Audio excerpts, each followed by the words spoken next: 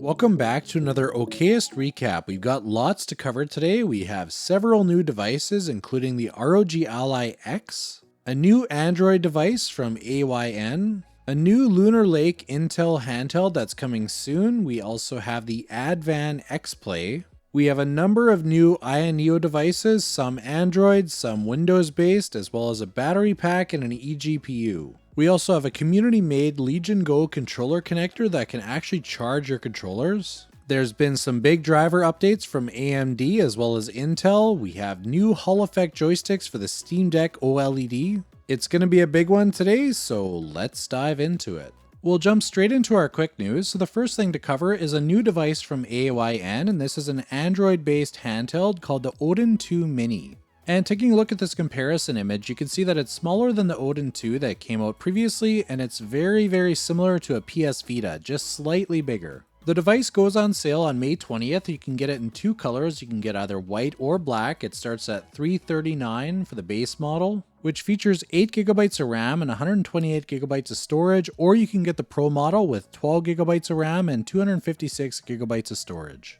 Both models feature the Snapdragon 8 Gen 2, so a pretty decent chip. They come with Android 13, a 5000 mAh battery, and probably the most notable feature is the mini LED display. It's 5 inches, so it's small, but it's a really decent display. So if you're in the market for an Android handheld, this is a pretty strong contender. We have a few others to go over in this video, but definitely check this one out if you're interested. I'll leave a link in the description below for their website. Next up, we have another handheld device called the Advan xplay.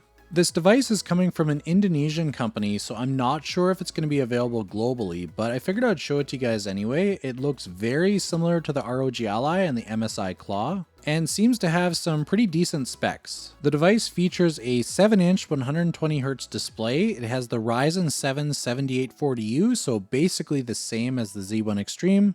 For RAM, we have 16 or 32GB of LPDDR5X RAM at 7500 megatransfers per second. The device has two USB-C ports, one USB 4 and another one USB 3.2 Gen 2, a 3.5mm headphone jack, as well as a SD card reader that's located on the bottom. Looking at the device a little closer, you can see that it is very similar to the ROG Ally. It looks even closer to the ROG Ally than the MSI Claw. So I'll be watching this one and I'll let you guys know if I hear any updates or whether it becomes accessible to the Western market. Next up, we have yet another handheld. This one is powered by an Intel Core Lunar Lake chip and is called the Weeaboo GP10. Kind of a strange name, but that's actually the name. And the device is apparently going to be shown at Computex, so we should be learning more information in the next month or so. So I'll keep you guys up to speed as I learn more about this one as well. We have two other brief updates. The first one is new AMD drivers. This is 24.5.1. This update brings support for Ghost of Tsushima Director's Edition. We have Hellblade 2 as well as F1 24. There's also expanded Hypertune support for Ghost of Tsushima, Horizon Forbidden West, Starfield, and The Last of Us Part 1. There's also a few known issues. Fallout 3 and Fallout New Vegas may fail to launch, which, given the popularity of the TV series, is kinda bad timing. There's some corruption that can occur in Alien Isolation as well as Dying Light 2. There can also be some corruption during Ghost of Tsushima gameplay as well. Max Payne 1 and 2 might fail to launch. And then some issues with the overlay when playing Helldivers 2, and possibly audio and video becoming out of sync when recording with the AV1 codec.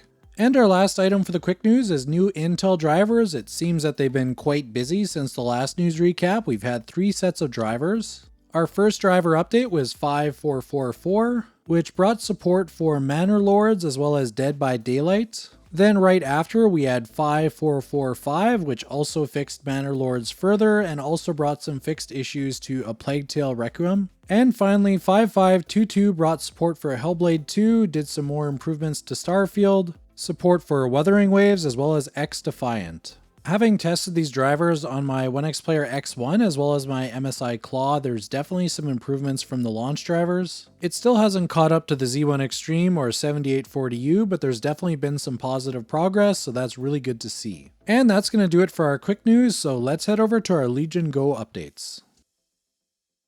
For the Legion Go, I only have a couple things to cover today. The first one is a new beta VGA driver that came out about a week before the time of recording this video. Taking a look at the post from Ben Myers that was posted in the Legion gaming community, we can see some of the information about the driver, so let's take a look at that now. So the first note is that the FPS counter that's from Legion Space will not work without an update from Legion Space. That's something that they plan to release alongside the official VGA driver, so that's not going to work if you download this beta.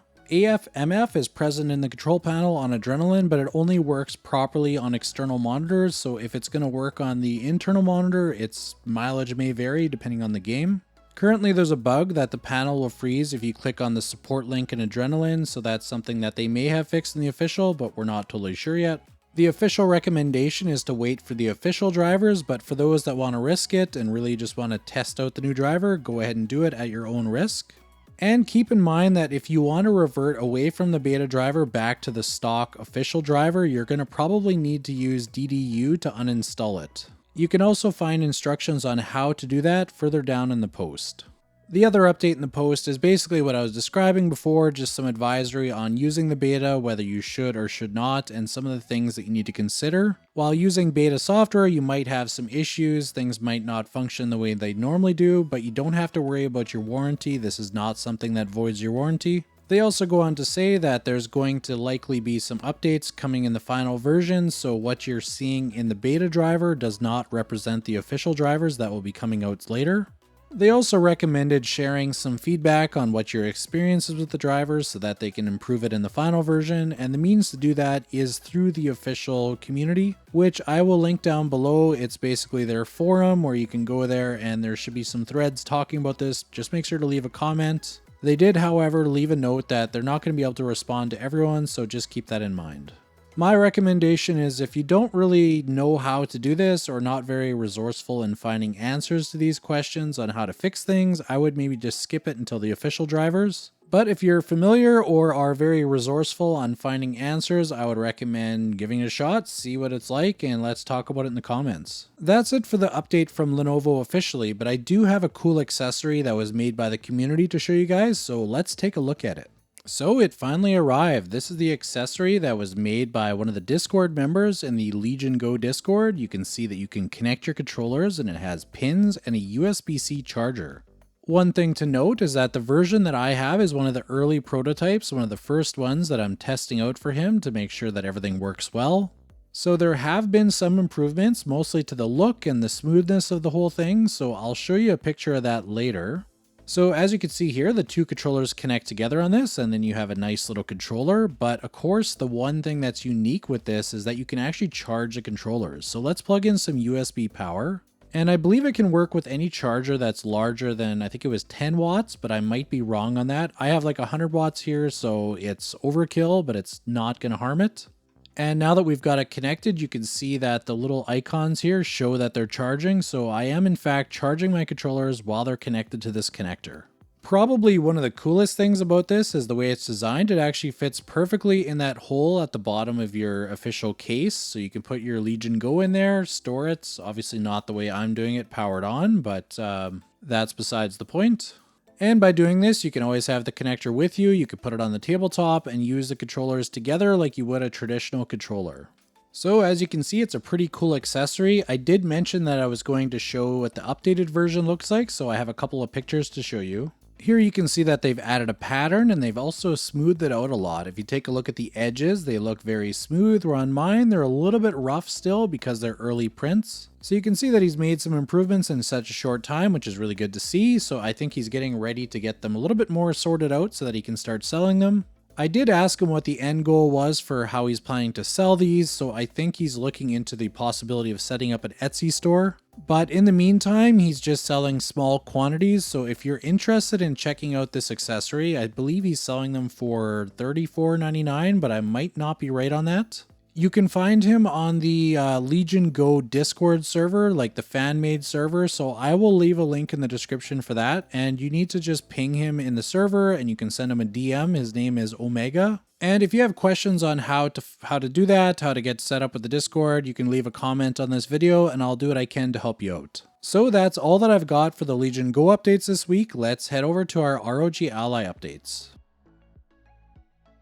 For the ROG Ally, I have a couple things to cover today. The first one is an announcement that came out just recently that was an announcement of another announcement. So we did learn a few things from it though. And it seems that we're going to be getting another Ally device, although it's not the Ally 2 that people were expecting. During the announcement event, we had two community managers briefly tease about the device, so we got a short little video clip that just basically gives the name that it's going to be called the Ally X. And that there's going to be another announcement on June 2nd where they're going to outline the details. They did give us a little bit of information though. We learned that there's going to be more RAM, that the I/O is going to be changing. It's going to have the exact same screen, so don't expect any changes on that end. There's going to be a significantly larger battery. The current rumor is that it's going to be 40% larger. It's going to have the same Z1 Extreme processor. The storage it sounds like it's going to be changing to a 2280 size SSD rather than the 2230,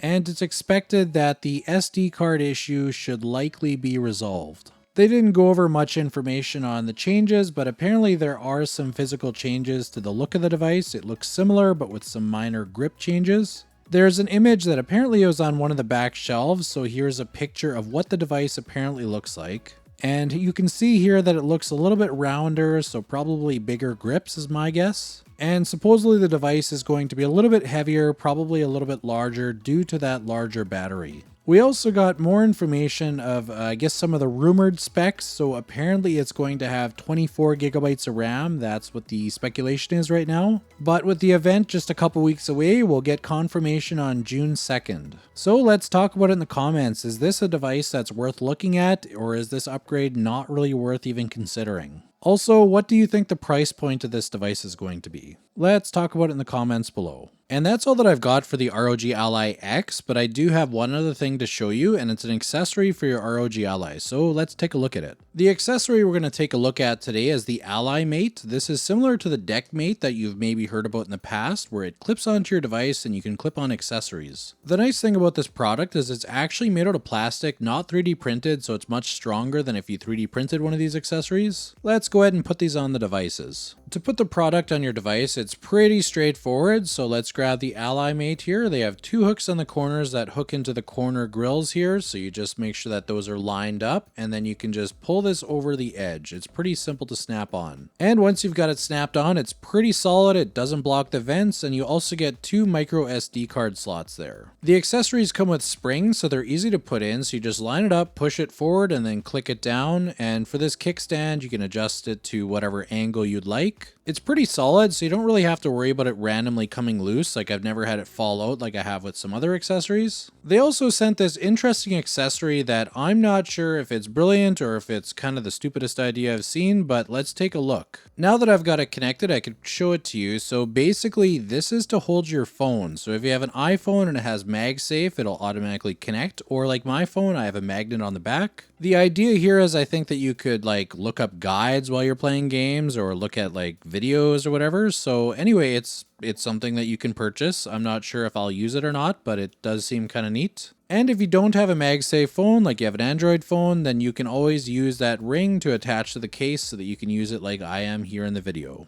It's made so you could either put the phone on the top or on the bottom of the device, and you can also adjust the angle. So let's take a look at the Steam Deck accessories now. So we have our Deck Mate. That is exactly like the Ally Mate, except the grill is on the inside. So you click it in and then snap it on just like you did on the Ally, and once again, it's very firm and steady. Now we can grab one of the accessories like the kickstand like we did on the Ally, click it in place, and it'll work just the same. So it works for the Steam Deck, the Ally, but you can also get an attachment so you can use it on any other device. There's also other accessories here that you can actually just stick to whatever product you're using, like a battery pack for an example, and then just attach it to your Ally or Deck Mate and have it securely attached. There's also this other accessory, so you could stick it to any other handheld and have the same functionality that you do with the Ally Mate or the Deck Mate, although it's going to be attached with adhesive, so it's not quite as strong. And finally, we got this big chungus here that you can actually just screw to the wall, or you could use adhesive if you wanted to like mount your Ally to the wall or wherever you wanted to put it. So if you're interested in buying this accessory or even just learning more about it, feel free to check out the video description. I will leave a link to their product page and you can check it out.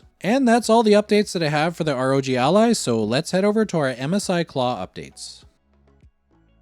For the MSI Claw, most of the updates that I have are basically the Intel drivers that I talked about in the quick news section. They have made a massive difference on the performance for this device, and it seems like it's definitely heading in a good direction. It still has a bit to go, but it's on its way there. There was some other updates though to the BIOS as well as the M Center, which brings a little bit more stability to that program. Currently, the latest BIOS is BIOS 106, although we did have BIOS 108 for a while, but it seems that there was some issues, so they actually ended up pulling it from their website, so you can't get it any longer. BIOS 108 apparently helped with some performance, but it also had some bugs where there was a few features that were not working, including, I believe it was sleep mode wasn't working and a few other things. So I'm sure that they're working on sorting that out, and hopefully we'll have a working new BIOS again to get those same advantages that we had in the 108 BIOS. But that's pretty much all the updates that I have for the Claw. I've been hanging in there hoping that the performance gets better. I'm not sure if it's going to reach the Z1 Extreme level or the 7840, but let's see where it goes. So I'm curious, do any of you have the MSI Claw? Am I the only one left, or did everybody else return theirs? Let's talk about it in the comments. And that's all that I've got for the MSI updates. Let's take a look at our products of the week.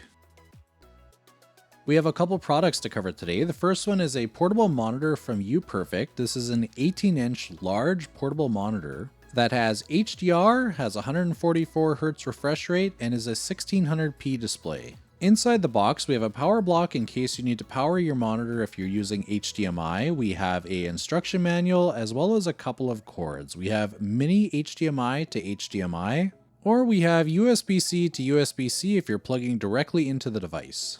And now we'll take a closer look at the monitor. It has a magnetic cover that you can close the monitor up when you put it in your bag, but you can also fold it at different spots to have different angles. I recommend folding the top lip up so that you have more of a lip to hold it in place. Now we'll take a look at the I/O. We have a 3.5mm port for audio out. We have two USB-C ports, mini HDMI, as well as a button to adjust the settings, and we have two speakers on both sides. There's two ways to connect to this. The first one is USB-C to USB-C directly. This requires a specific cord, so use the one that came in the box. I did notice that the monitor is sometimes dim when you first power it on, so make sure to turn up the brightness, and you'll get a much better looking image. If you're looking to connect your device through HDMI, you'll need to make sure that you power the monitor through a USB-C power source, but for this example, I'm going to show you my Nintendo Switch. I have this cool dock that's also a charging block, so I'm going to connect my Nintendo Switch to that charging block through USB-C, and then I'm going to connect my monitor's power source to the charging block as well through USB-A to USB-C, and then lastly we need to connect the HDMI ports, so the HDMI mini to the monitor, and then of course we need to connect the HDMI to the source, which in this case is the dock for the Nintendo Switch. I chose Smash Brothers as the game to test because fighting games tend to require a little bit more precise timing. Same with shooters. You know, if you have high latency, it can be the difference between life and death or whether a move actually hits the target that you intend to. And when using this monitor, I found that it was better than the one that I'm using at my desk, I guess due to the higher refresh rate and lower latency. I used to go to Smash Brothers tournaments with some friends before, so having something like this back then would have been actually pretty handy so you could kill some time while you're waiting for your set. So if you're interested in learning more about this 18-inch portable monitor with a 1600p display, check out the link in the video description. I'll leave it down below, as well as where you can purchase it from. And the second accessory to go over today is a magnetic charger from Magtame that you can pick up. So these are cords that you can get at different lengths and different types. I got the USB-C to USB-C, but they also have USB-C to Lightning as well as USB-A to USB-C. The feature with this cord is that it's magnetic, so you can roll it up and it'll magnetically hold together, so you don't need any kind of wire holders or any kind of like Velcro or anything to hold it together. And with being magnetic, another nice thing is that you could just attach it to anything that's metal. So for me at work, I attach it to my filing cabinet and just leave it there whenever I'm not using it. If you're looking to check these out or pick one up, check out the video description down below. I'll leave a link for you there. For the Steam Deck, there's a few things to cover today. The first one is actually a pair of Hall effect joysticks made specifically for the Steam Deck OLED. For those that aren't familiar, there was Hall effect joysticks for the LCD model, but we've never had any for the OLED model, and the reason for that is the controller board that the joysticks are on for the OLED model is actually different than the LCD, so none of the previous solutions from GULI or others worked on the new model, but we finally got a set and it came from Handheld DIY. I do plan to make a video on how to install these and how they work, a little bit of testing, but I haven't had a chance yet. For those that are interested in checking this out before that video comes out, I'll leave a link in the video description, so check it out and see if it's something that you want to pick up. Aside from that, we have some Steam OS updates. I'm just going to cover the ones from the last few days. I'm not going to go back 3 weeks because there's a lot of updates that happen for the Steam Deck every week. The first update to go over is on May 15th. This is an update to the beta client. There's a few fixes. One of them was Steam library folders getting forgotten. There was another fix to the gyro configuration popping up an error, as well as playtime limits. There was a notification pop-up that wasn't working properly. Aside from that, we had a few fixes to Steam input. We had the joystick dead zone preference being the minimum value instead of the default value. Some fixes to the DualShock controller relating to gyro button picking, as well as Nintendo Switch controller. The capture button has now been available as a gyro activation button. Then on May 16th, we had another update to the beta client. This one fixed non-Steam games that weren't showing up in the search results. Fixes for a long value error that was showing up under certain controller configurations. And then more fixes for Steam input. They reverted joystick dead zone raw none behavior to the controller default, and fixed the radial menu selection on release when bound to a joystick. And then also on the 16th, we had all the updates in the last 2 beta clients. They were moved over to the official Steam Deck client, so those are basically all the same updates that we saw in the previous 2. And another update on May 16th to the preview channel. This time was for an issue that 3.6.2 had, where sessions would crash after using a keyboard and mouse with input bindings. It also fixed an issue with HDR for Halo Infinite, and another fix for the sound driver when it was crashing. And one last update on May 17th, this is to the beta client. It fixed a case where non-Steam game lists were showing up from invalid user profiles. And that's all that I have for the Steam Deck, so we're going to move on to AOKZOE and Onexplayer. For AOKZOE and Onexplayer, I have 2 updates to cover, and they're both for Onexplayer. So the first one is there's a new device that's recently been announced, the Onexplayer X1 Mini. For those that have heard of the X1, it's an Intel Ultra Core device that is 10.95 inches. It's basically a tablet that you can attach a keyboard and controllers. And now they've decided to make an 8.8 inch version that is a AMD chip, so it has the 8840U. And a slightly smaller form factor than the original X1. We don't have all the information, but we do know a few things. So the screen is an 8.8 inch screen. It has a 144 Hz refresh rate. The device has detachable controllers that are the same as the X1. There's also a 65 watt-hour battery in this one. And one feature that they are advertising on their Indiegogo is swappable SSDs. So what I've understood of that is that you don't have to open up the device to swap out the SSD. So my guess is that there's a little removable cover where you can just upgrade it, kind of like what you do on a PlayStation 5, minus having to take off the side cover. So I'm really curious to check this one out. I'm probably going to pick one up, as I don't have an 8840U for testing, and I'd really like to pick one up. As you can see on the screen here, their Indiegogo preview page is live, so you can sign up for email updates. If you'd like to do that, I'll leave a link in the video description, so check that one out if you're interested. The next update that I have is actually a flash sale that's going on. So if you go to their website, onexplayerstore.com, you can find a few devices that are on sale, including some of their more recent devices. Currently, there's the Onexplayer 2 Pro, which is the 7840U. I believe they also have the 8840U. They have the Onex Fly, as well as the Onexplayer Mini Pro. There's different versions at different price points, so if you're in the market for a Onexplayer handheld, maybe check out the sale. You might find something that's a good fit for yourself. I personally recommend the Onex Fly, one of my favorite devices. Aside from that, I don't have any other AOKZOE or Onexplayer updates, so let's head over to AYANEO.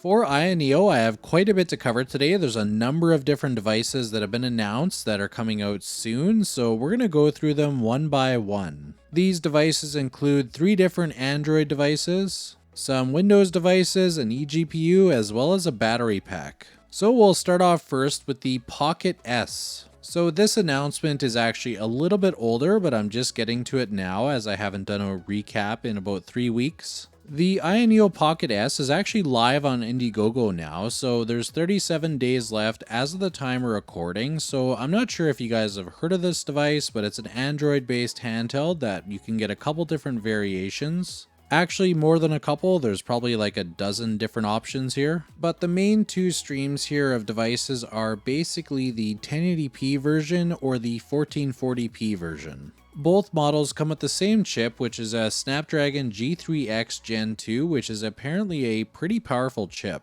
The G3X Gen 2 is probably a bit more powerful than the Snapdragon 8 Gen 2. I don't exactly have the exact specifics on that. I haven't seen benchmarks yet, but it seems pretty promising. So this device, it has a wide range of prices. If we're looking at the Indiegogo early bird prices, the prices range from $399 at the low end all the way up to $659 for the top end model, and that's of the 1440p edition. You can either get 12 gigs of RAM or you can get 16, and there's a wide range of storage options. You can get 128 gigabytes all the way up to 1 terabyte. So again, with 2 different SKUs of models, there's a number of different steps you can go to pick exactly what you want. So if you're in the market for an Android handheld, honestly, this is a pretty strong contender, so check out the Indiegogo. I'll leave a link down below in the description. Now we'll move on to the devices and the most recent updates. So the first of which is a new eGPU. So this is one that has a theme of a spaceship. There's 2 different color variations that I could see of this. It looks like one is kind of like a reddish burgundy color and the other one is gray.